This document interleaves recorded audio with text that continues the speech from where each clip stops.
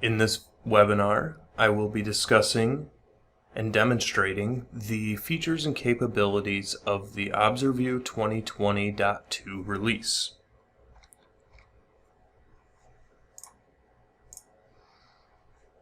ObserVIEW 2020.2 has a major new feature, and that is the Live Analyzer.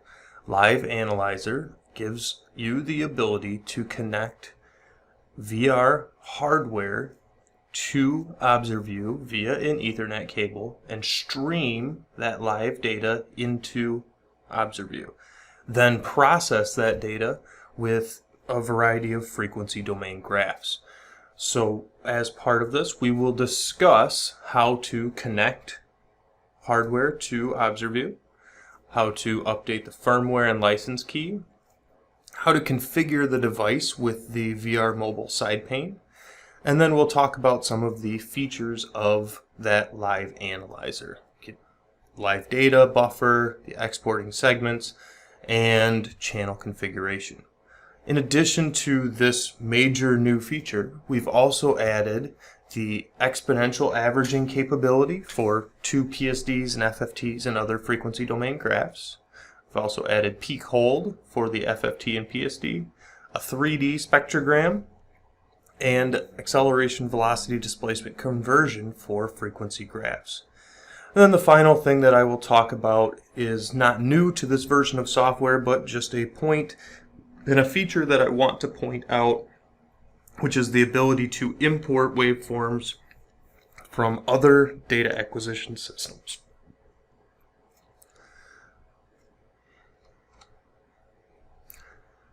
First, we will look at ObserVIEW Live Analyzer, and I'm going to walk through a couple of slides, and once we complete the slides, we will jump into the live demonstration. So I will talk about how to connect and configure an Observer 1000 to utilize the new Live Analyzer features. This is done through a new Configure Hardware dialog. In this dialog, you also have the ability to update the firmware and update the license key for the controller, both of which will be needed in order to utilize this feature. Once we are connected and we have a live stream of data, I will talk about the live data buffer, time and frequency graphs, as well as how to export segments of interest from the live data buffer into a VFW for post-process analysis. The first thing that we will need to talk about is how to configure the ObserVIEW Live Analyzer.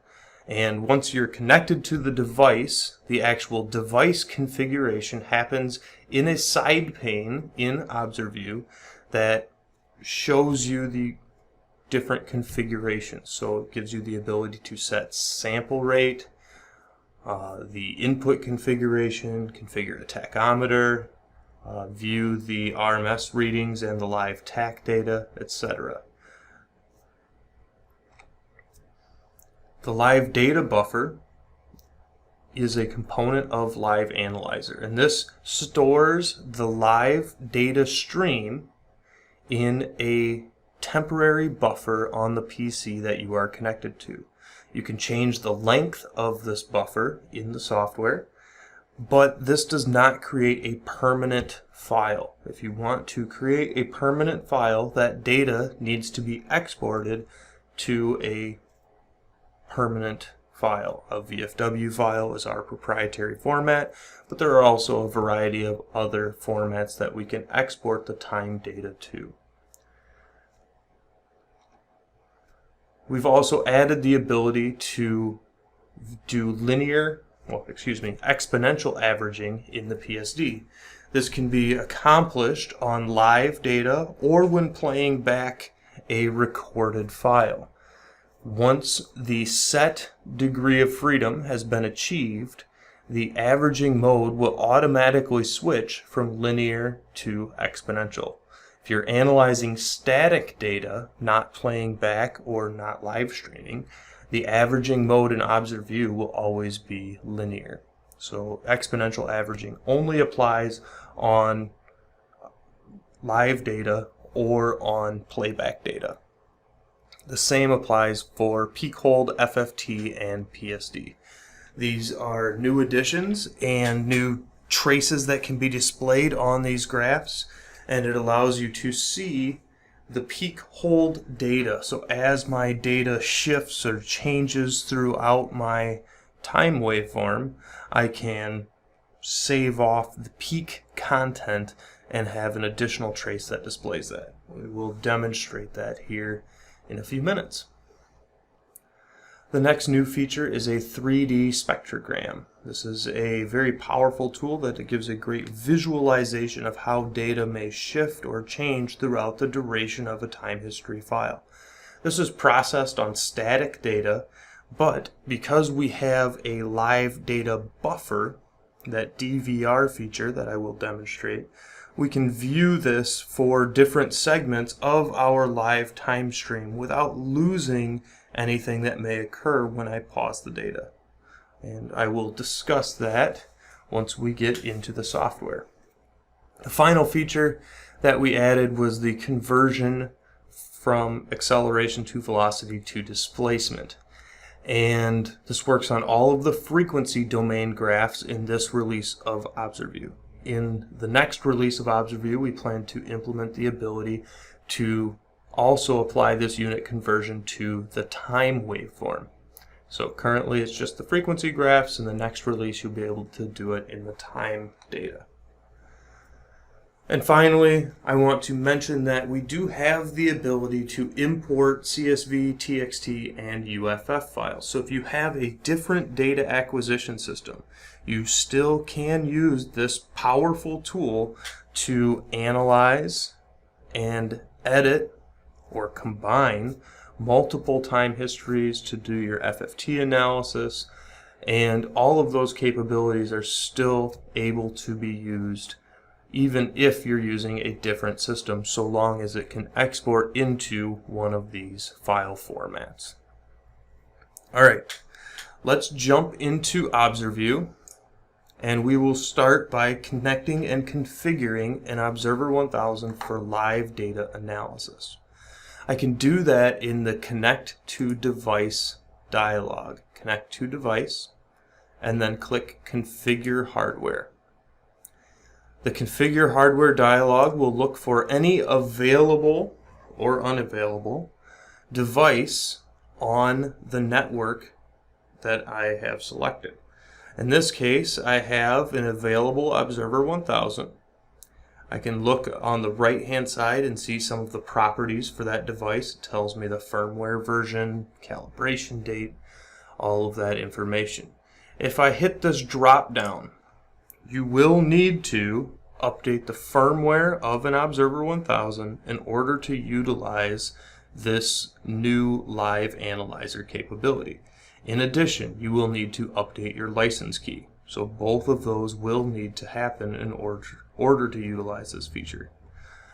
You can do that simply by finding the hardware, clicking this drop down, and then update firmware and update license. I've already done that, so I'm going to click Connect. And now ObserView is going to establish that live connection to my ObserVIEW2000, and you can see that I have a live data stream coming in. The next steps would be to configure the device. So set up my sample rate, my channel configuration, and any other variables that I would need to configure. I can do that on the left hand side. Here you can see a button that I can click that says ObserVIEW2000 Settings. It's going to open a side pane where I can select and configure my device. I may need to stop my data stream to connect or to configure some settings. So if I wanted to change my sample rate, I can do that. I can set my Wi-Fi password, other system settings here. If I scroll all the way to the top, the next thing I would need to do is configure my inputs. In this case, I have 4 accelerometers that are teed to both a VR9500 and my ObserVIEW2000. I'm using the VR9500 to drive a shaker and then have the ObserVIEW2000 also connected and monitoring those channels so I can see that live stream of data coming in. Have my inputs configured. In this case, I do not have accelerometer power enabled for the channels that are connected to the ObserVIEW2000 because I'm using the VR9500 to power them.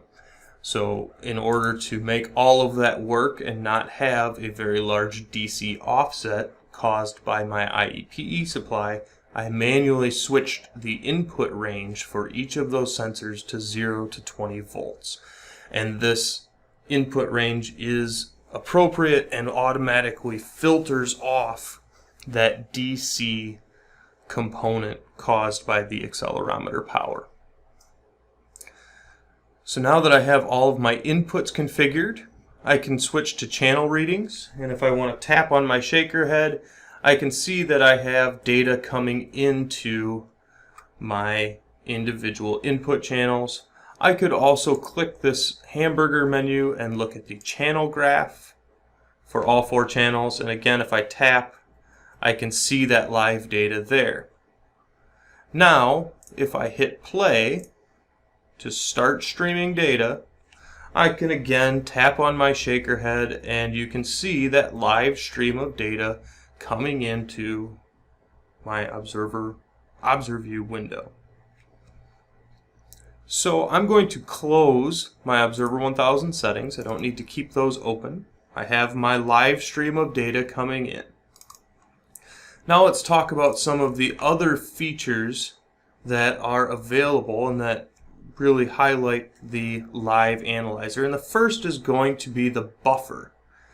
And I have a test on my 9500 that I'm just going to start in vibration view that's going to run in the background, and it's a sign on random test with some moving sine tones so that there's just something of interest happening in my data stream.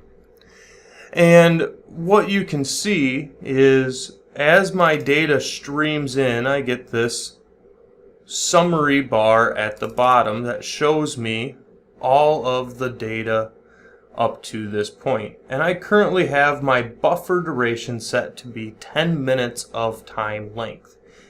What this means, if I zoom in, and here we just went through a resonance, if I pause by dragging the visible section of my summary window over, my time stream gets paused. I can go through and look at this, analyze this, see if there's something of interest here.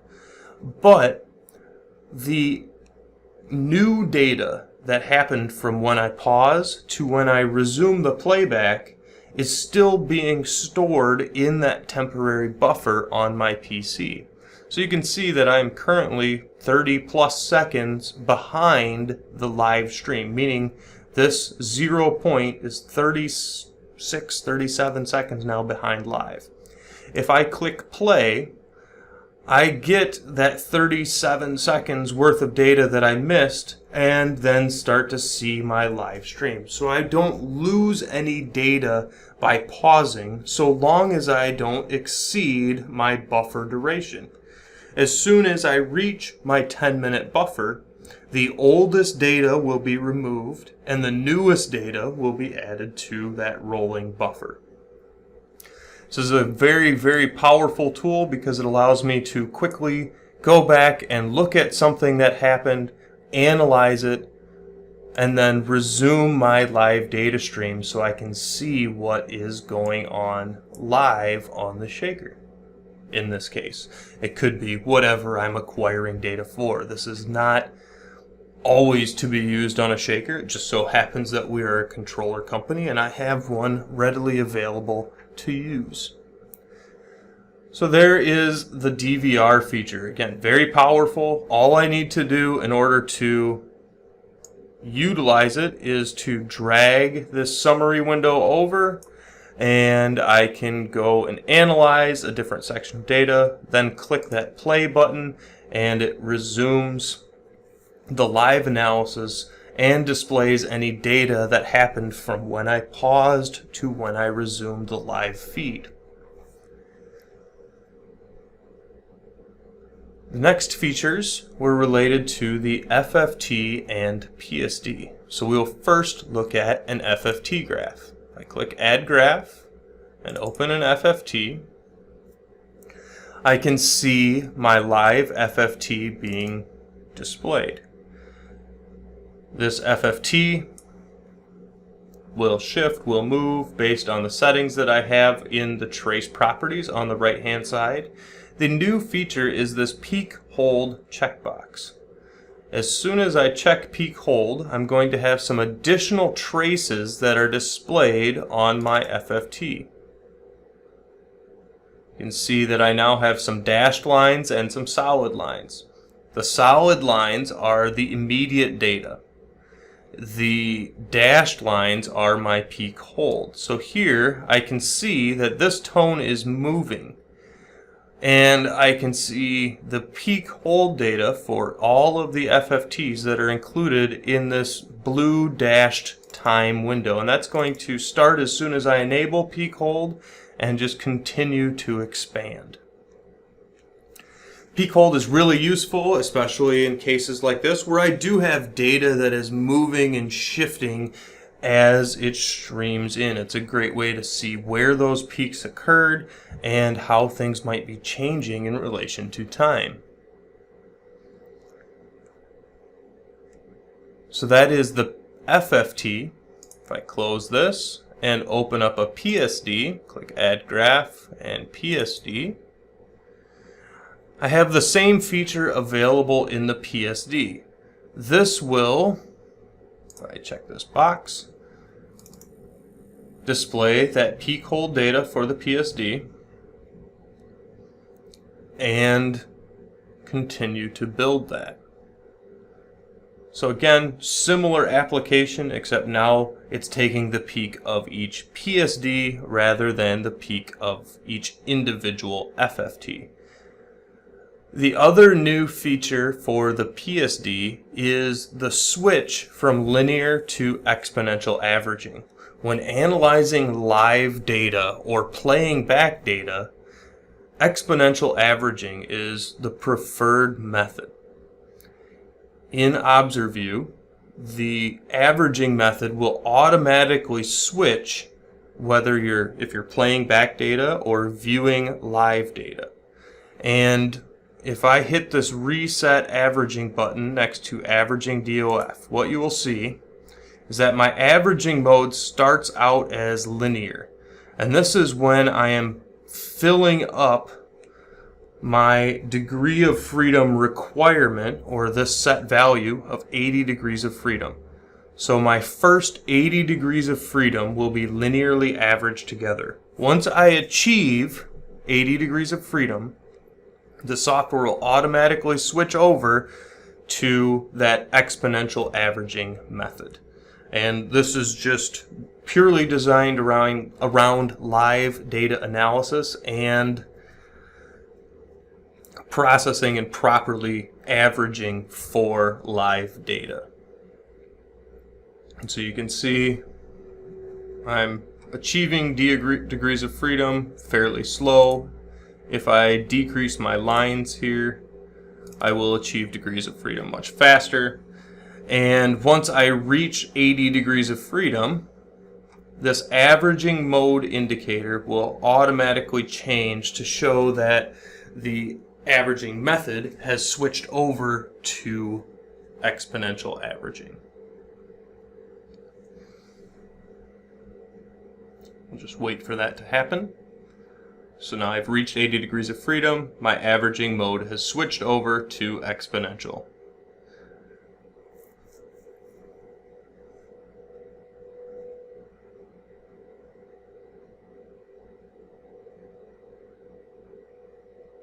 All right, so this is the fundamentals of Live Analyzer. I can also look at a variety of different graphs. If I click Add Graph, I can look at transfer function for channel 1 to all of my various channels. You can see that that transfer function is computed.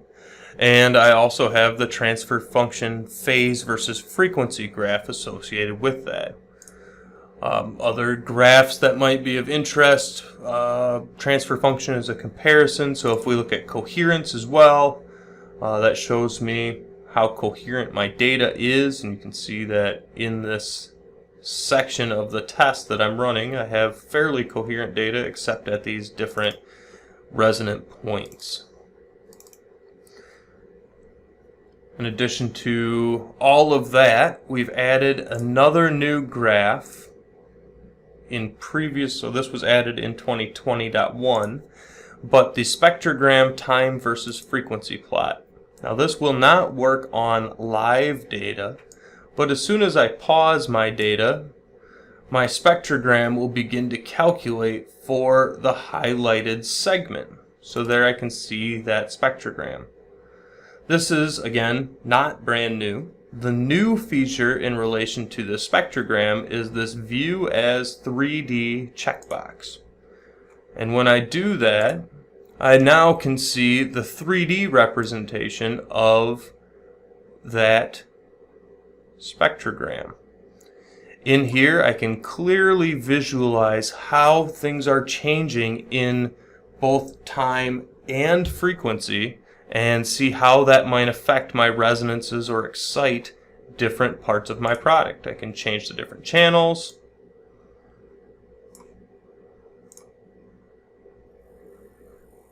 If we look at this one, there we go, I can auto scale.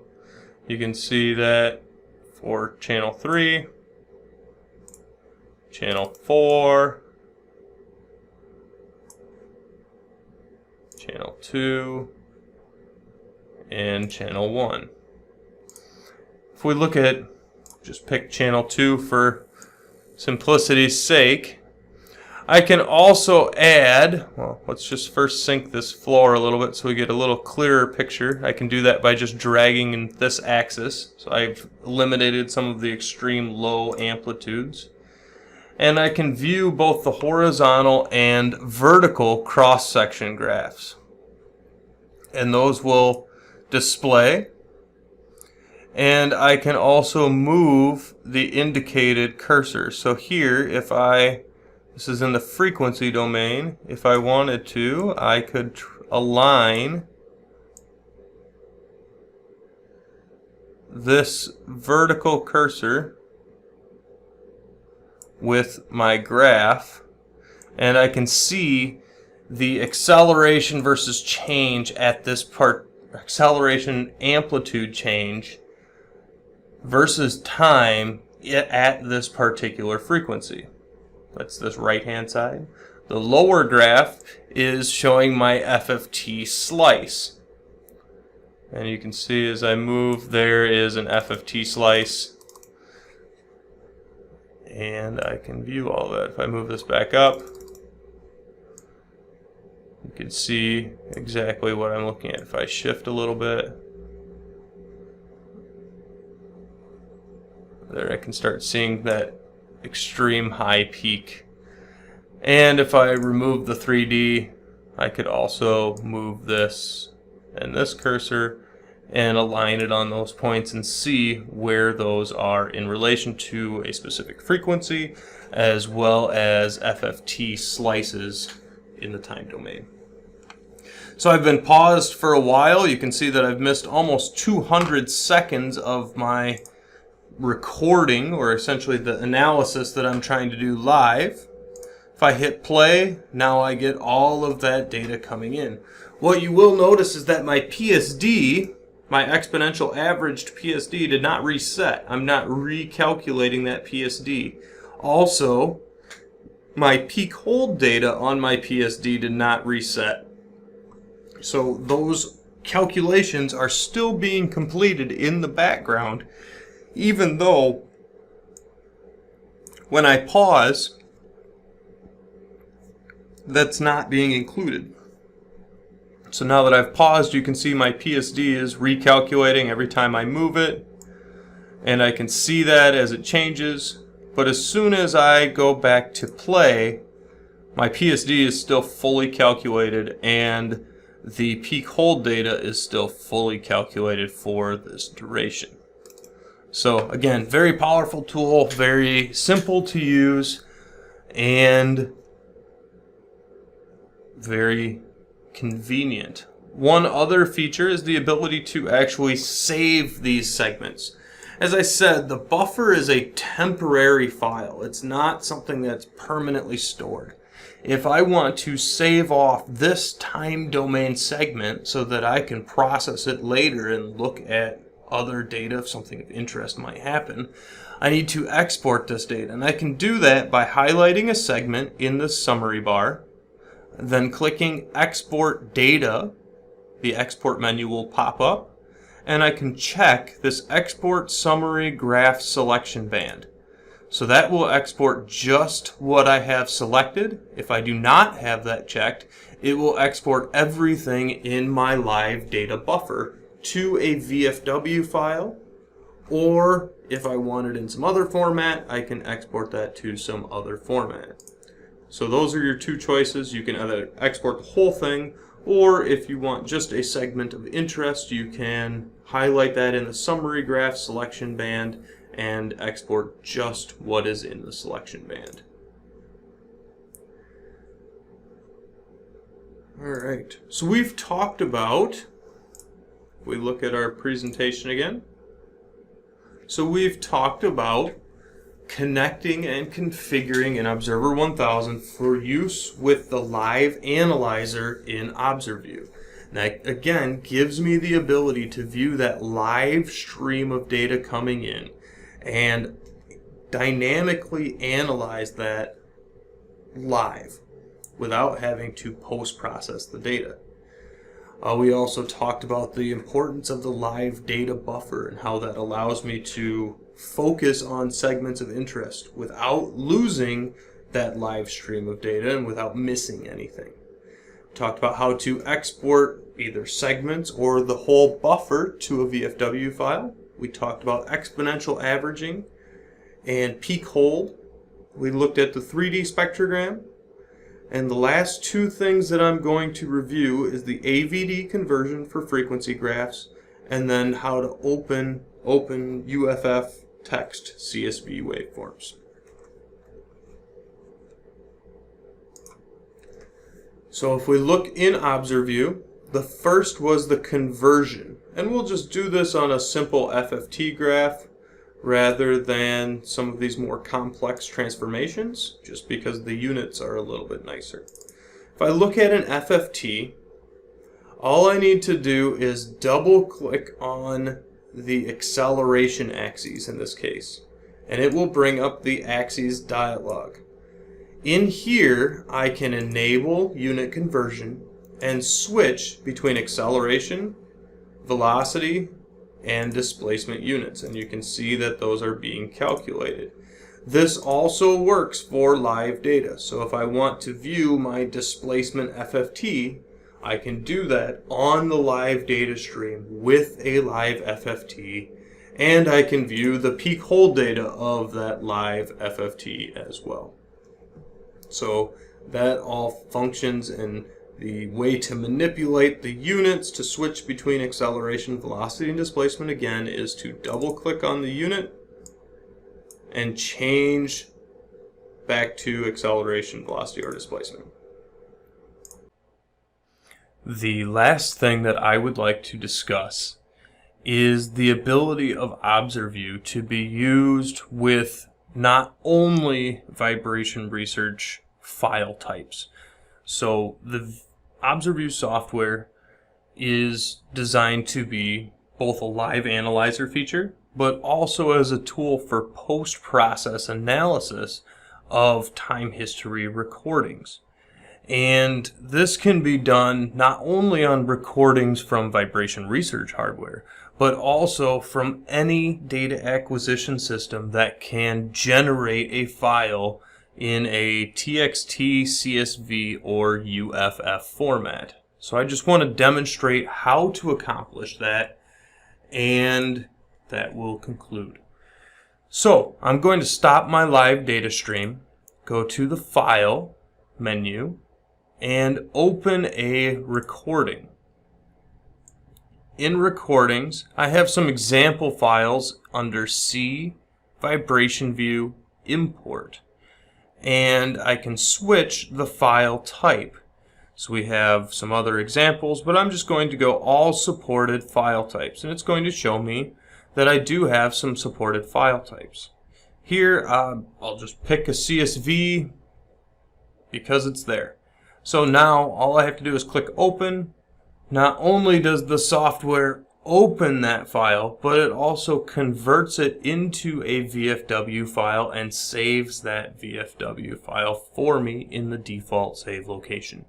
So now I could progress with this and edit this waveform using the editor functions.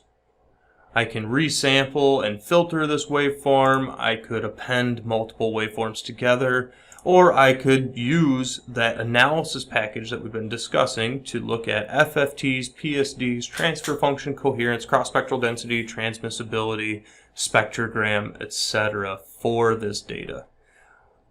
Just a very unique and interesting feature. It allows us to be used with almost any hardware. If you'd like to try out some of these features, you can download a demonstration version of the software from our website, or you can request a demo through vrsales.com or vrsales@vibrationresearch.com, and we will send you demonstration hardware for you to try for a while. If you have any questions about how to use your existing Observer 1000 with this capability, please feel free to reach out as well. You can always contact us at either vrsales@vibrationresearch.com or support@vibrationresearch.com. With that, thank you for your time.